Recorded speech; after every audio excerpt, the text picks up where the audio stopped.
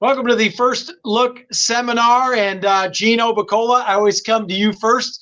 The rain is long gone. The sun is shining, and we've got a lot of racing ahead of us here in the next couple weeks here at the Great Race Place. Yeah, we had 4 days of racing this week. Again, it'll be on Thursday next week, but that means lots of opportunities, lots of those special wagers that we love. And if you're a Doug O'Neill fan, you probably made a lot of money today, and you're going to have a lot of money to come back over the weekend and be firing because Dougie Fresh had a great day today. I think he just had his 4th victory to wrap things up. But we'll be focusing on the late pick 5 for Saturday. And there are some stakes races, like there's the San Vicente, but they put that earlier in the card since it's a small field. They've been really stacking the late card with unbelievable races. It's really, really challenging sequence. We'll always be taking a look at the first racing bets. Skip, we love those. The Coast to Coast pick 5 and that Sunset 6. Awesome low takeout, the dollar-based wager. So they're not easy because you have to kind of pick and choose. You can't just use a bunch of horses in every race. And now we get to play those every time there's racing at Gulfstream and at Santa Anita.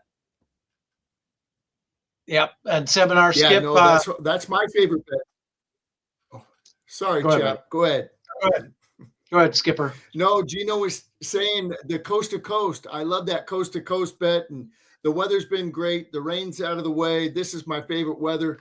Cool and crisp, and the sun's out. Those beautiful San Gabriel Mountains are right behind us, and boy, it's a sight that we got the most beautiful track in the world. So I'm ready for tomorrow, and I'm looking forward to this late pick 5.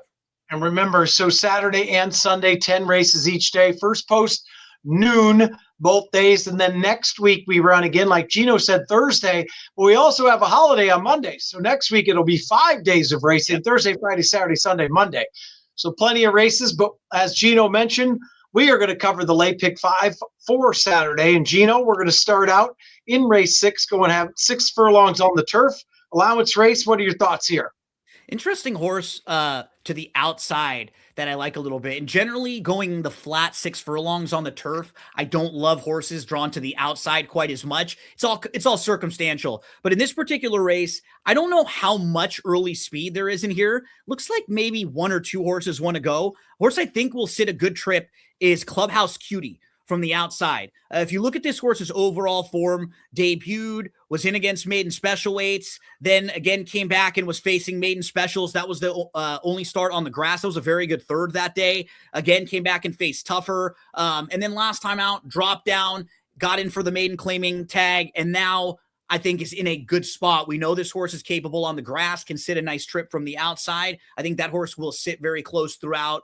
The 6 Cloudy Women just kind of makes sense at the level. I think kind of a logical contender. The other one who just been facing way better horses is the 3, Hey Little Lady. I know overall just 1 for 13, but when you look at Ribbons, a horse that we know, guys, we know Ribbons well, slick, innovative, thought process, shift glide, jungle. Those are all stakes and graded stakes horses. So this is a pretty big drop in class for a horse like Hey Little Lady. I would not be shocked at all to see her come running late. If you look at her earlier races, she's not that quick early, but she ran her 2 best races in the U.S. going 6 furlongs on the turf at Santa Anita, where she won and finished 3rd. So she actually does like this trip, and maybe she's just one of those horses who has a little bit of a burst. So I'll probably build around those couple, but not an easy way to start this pick 5.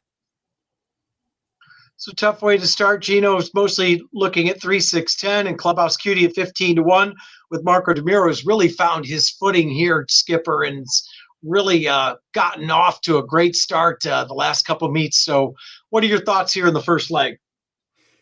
Yeah, I'm with Gino. I'm using those 3 horses, but I'm going to add 2 other ones that he didn't mention. I'm going to use the 5. Mark Glatt trains this filly, Pocket Venus, 9-2. This horse ran really good at Del Mar first out, so obviously it could run well fresh. It's not really bred for the grass, but I just like the speed. I'm going to use that one. And the other one I'm going to mention is a 7, Lady Rider. Vladimir Surin trains this horse. I think this horse will get a good trip, and I'm going to use that one with JJ Hernandez. So I'm going to go 3, 5, 6, 7, and 10 in here. All right, so a little bit of spread races in the first leg. And we mentioned as well, big full fields all weekend and in this pick 5 sequence, and then on Sunday, huge fields once again. So plenty of betting opportunities as we move to leg 2, Skipper. We're going 10. We're going 6 furlongs for $10,000 claimers. Non-winners a 2 lifetime. Skip, what are your thoughts here? Leg 2. The question mark is the 6. 7 years old, coming off almost the year break. Obviously, the class of the race, but I'm not going to single here. She's scared to single, right? He's scary to single. Like I feel the same way. Single. Right. And you know what? A lot of people see that 6 to 5 in the back class and dropping down. This is obviously the logical single for the public. These are the ones we try to beat. And maybe, he just wins for fun. I don't know, but I'm not going to do it. I'm going to go 3 deep. I'm going to use the 1 White Mountain for Ryan Hansen. This horse drops in class. It likes Santa Anita. It has a good work. I'm going to use the 1. I'm going to use the 2 No More Ding Dongs for Andy Mathis. This horse I've tried to catch the last couple times. It's got 3rd and it's got 2nd, beaten 4 and 6 lengths. And then I'm going to use the 6 Handsome Ticket too. So 1, 2, 6 for me. 1, 2, 6. Gino 6 to 5 on Handsome Ticket. The giant drop in class. Obviously, 3 to 5, like Skip said, the public's going to, most people be singling this horse. It's a tough one to single. What are your thoughts here? Yeah, I'm going to do the exact same thing that Skip's doing because from a gambling standpoint, you're supposed to single a short price horse like this in the multis, but I think you really do have to take these types of horses like individually, right? Because if there's a 4 to 5 favorite, we know their form in a stakes race, a horse that we feel really good about. Yeah, I'll single a horse like that and then try to spread around. These types of races at the lower levels, a non-winner's a 2. I mean, I'm looking at the work tab for this horse who has not raced since February, first of all. So we're coming up on a year almost off for this horse. And you look in November, there's nothing from November 8th to November 29th. So that's probably 3 works right there missing. And then the last one posted is December 21st. Now it is a little tricky because it's been raining recently too, right? And like if this horse is around here, then maybe there have been some works that or they've been out on the track. But gosh, for a horse that is going to be even money or less, I just would like to feel a lot more confident going in than what this horse looks like on paper. Because honestly, if this horse had a really good work tab or just some more recent form on paper, he looks so good compared to the rest of this field as just like a lightly raced horse who hasn't been beat over and over again. He's coming out of a really live race. We had a couple next out winners. Schwarzmeier, 2 starts back, was in really good form too when he lost there. So, I mean, like so many positives, but just not the type of horse who I want my whole pick 5 to depend on. I'd rather play a horse in the later race that's 5 or 8 or 10 to 1 that I just like and build a ticket around them, So I'm using the exact same 3 that Skip has because I think I couldn't really make too much of a case for some of the other ones. White Mountain's the one that's interesting to me. Kind of lightly raced now. You get the cutback, so this horse should have a little bit more punch. You go through his form too. The 2 races that he didn't really fire were right before and right after a long, long layoff. And then everything else is solid. It's fine. It's fitting for this level. So similar with Skip, we'll be using 1, 2, and 6, and hopefully we can get around this with the 6. I actually wouldn't have a problem with people who are just like, I'm going to play against the 6. And then I lose, I can come back and play a late pick 3, right? A $3 pick 3 or something like that, because I would not want to single this horse who probably is going to win by 10 now. Yeah. 1, 2, 6 here. And we're not going to single the 7-year-old off of a year layoff at 3 to 5. So, all right, Gino, we're going right back to you. Race 8, 3rd leg. We're going a mile on the turf, $25,000 claimers. What are your thoughts in leg 3? Yeah, I want to start with the number 8, Russell's Hustle, because if you're looking at this guy, he gets claimed back at the end of 2024, and he's off for a while from November of 2024 all the way to August of 2025. He shows back up at the start of this 2025, or now in 2026. I can't keep saying this year. Shows back up in 2025, and August and September. Those are 2 really good races. Beating a nose, he comes back and he wins nicely. Look at the speed figures he earns. He runs a 90 buyer speed figure in one of them. Then following that, they step him up to first level allowance company. He's facing way tougher. And in both of those races, look at the post that he drew. Both times he got hooked 3 deep, almost all the way around, and had 0 shot. So can you just put a line through those last 2 races, because he was facing way better company and he had a wide trip. And now all of a sudden you're looking back and playing him off the race in September and going, okay, that makes a lot more sense. Like, that would really fit here. So I'm definitely using the 8 Russell's Hustle. The 3 Castle Leoch actually beat a couple of these last time out and was pretty good in doing it. So I'll probably use that one right back. The horse I'm not quite sure what to do with is to the outside with Fantastic. With the draw, that concerns me. The horse fits at the level. And then the other wild card for me, Skippy, would be the 9 Odd G's, because like, look at the horse's recent form. You only have 2 races in 2025. You only had the October and November races in 2024. But if you go to those are great.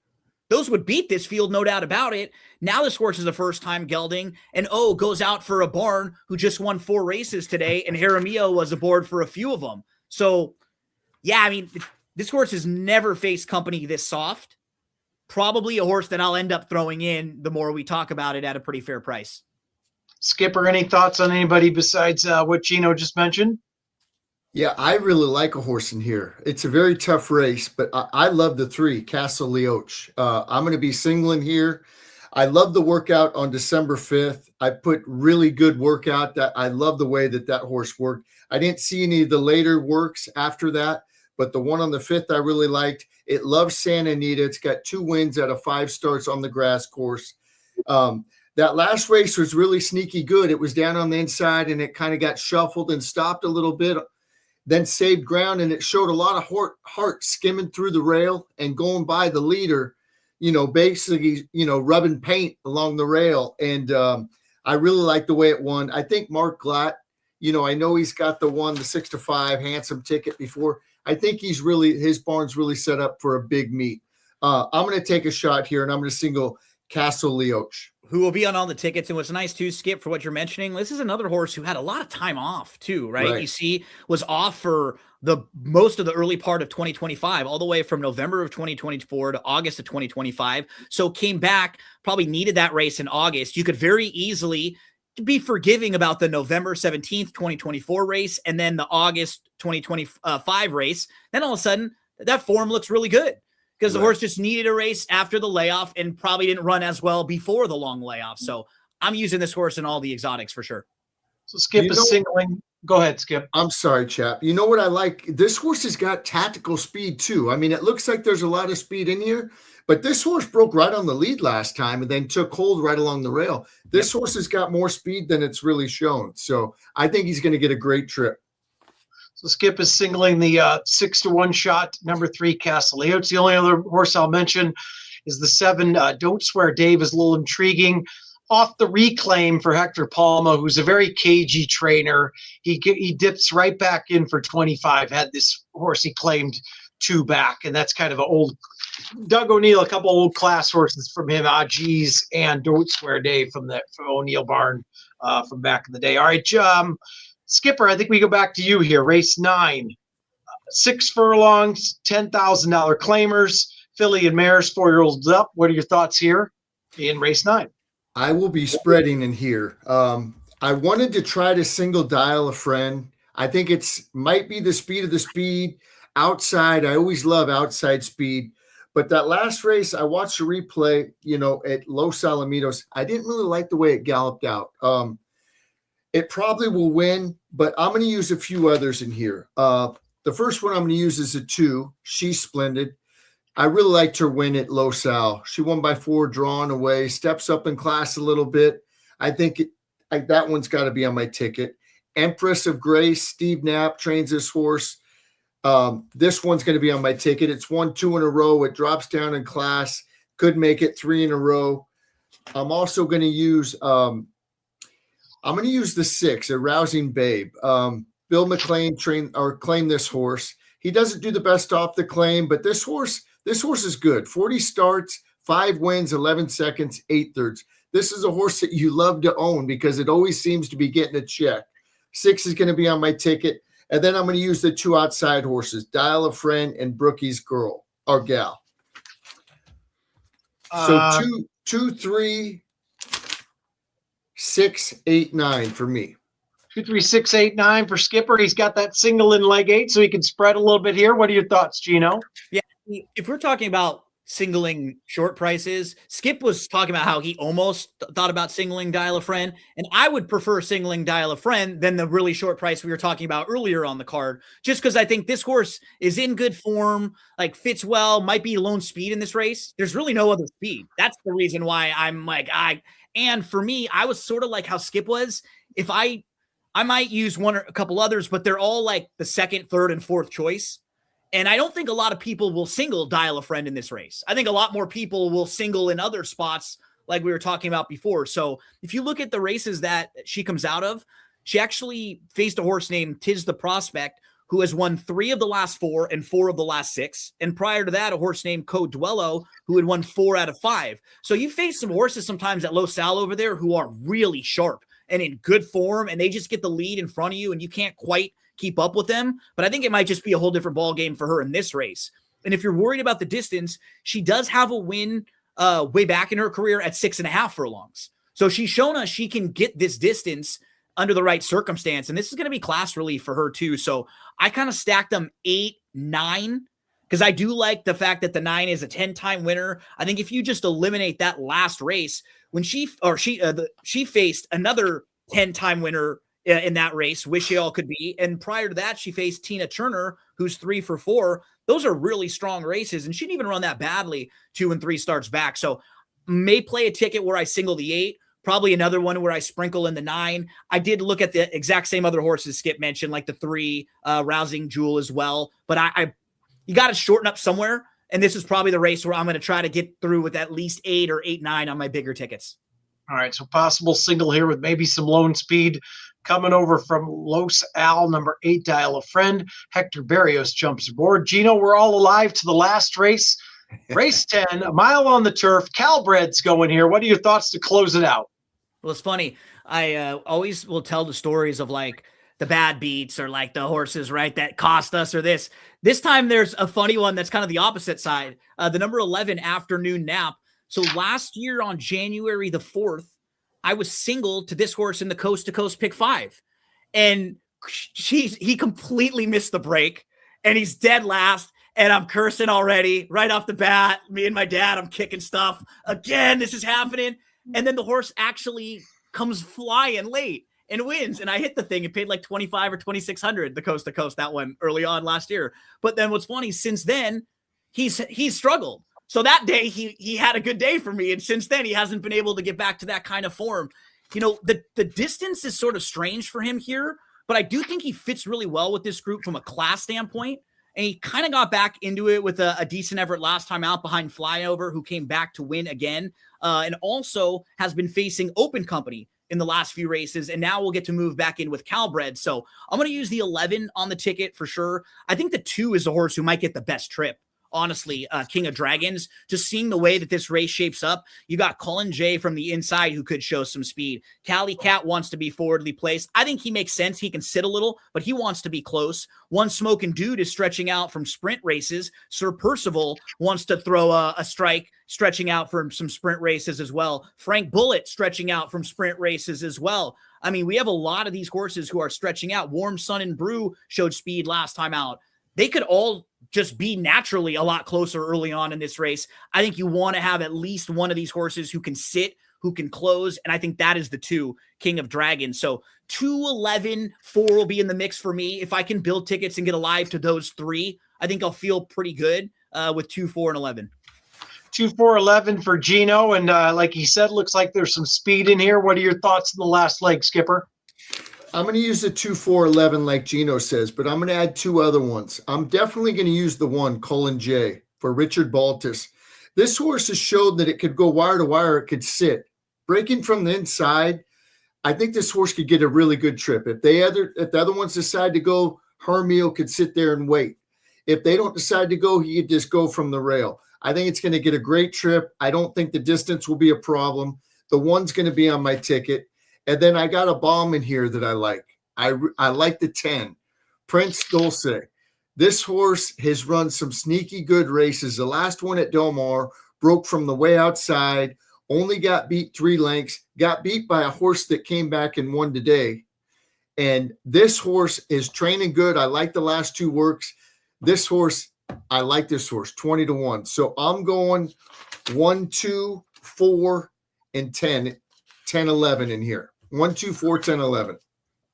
So pretty similar, except for Skip might have bombs away in the last race with Prince Dolce at 20-1 on the morning line.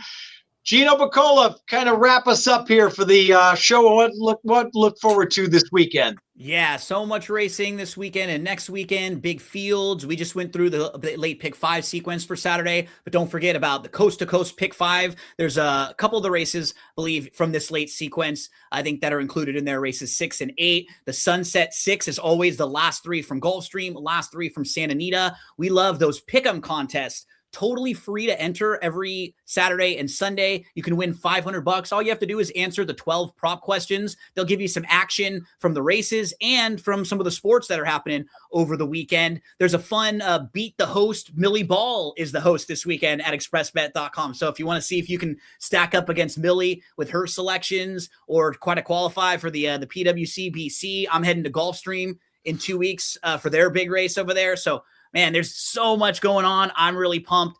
Skippy, hope you have an awesome Saturday. Chappie, good luck to you, my friend. Thanks, Gino. I appreciate it. Sorry, Chap. Go ahead, Chap. All good. Looking forward to a big weekend. Like we said, 10 races the next 2 days. First post noon both days. And then next week, 5 days of racing, Thursday, Friday, Saturday, Sunday, Monday. So plenty to look forward to. The weather is great. For Skip and Gino, I'm Chappie. We'll see you next Friday. Thanks, everybody. Go Rams. Go Rammies.